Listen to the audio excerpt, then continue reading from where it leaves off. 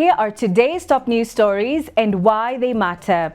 8 African nations, Nigeria, Burkina Faso, Ivory Coast, Kenya, Malawi, Mozambique, Tanzania and Uganda are leading the rollout of the world's first malaria treatment tailored for newborns. With nearly 30 million babies born annually in malaria endemic regions, health experts are calling this a potential game changer.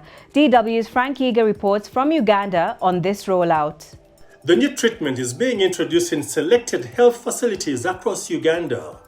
Health officials are optimistic that this breakthrough could significantly reduce the country's malaria-related deaths, particularly among children under 5.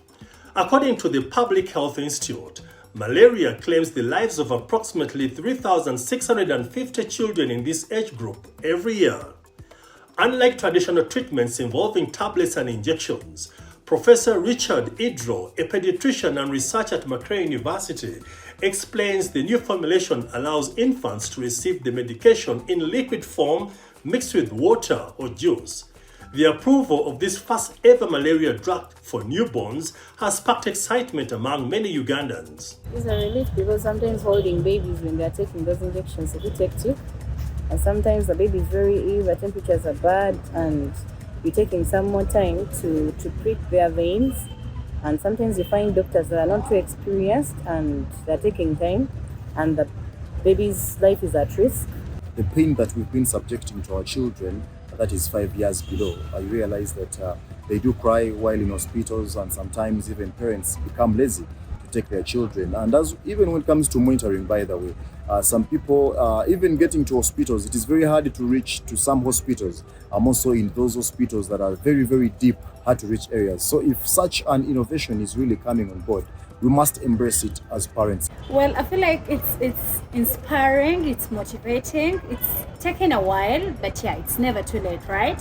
Better late than never. We are grateful because as a mother or any other person out there, when your child is going through pain, you feel a lot. So now it's just a matter of drinking. But I feel it's not just about the children. They should make something for the adults as well. The deadline for a peace agreement between the Democratic Republic of Congo's government and the M23 rebel group expired on Monday. The two sides had signed a declaration of principles in Doha on July the 19th, aiming to finalize a deal by August the 18th.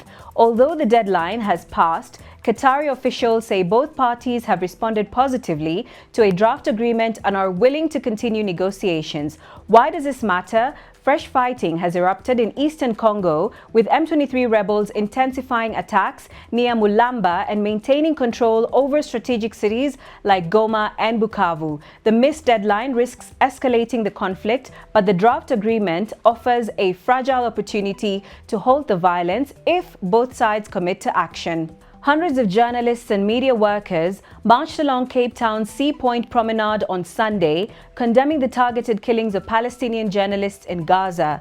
The protest follows the death of 6 media workers, including 4 Al Jazeera staff, in an Israeli airstrike near Al-Shifa Hospital on August the 10th. Why does this matter? The demonstration highlights growing global concern over press freedom in Gaza. With over 200 Palestinian journalists reportedly killed since October 2023, the targeting of media professionals threatens independent reporting and silences critical voices in the conflict. And finally, European Union leaders are in Washington on Monday for high-stakes talks with Ukrainian President Volodymyr Zelenskyy and US President Donald Trump.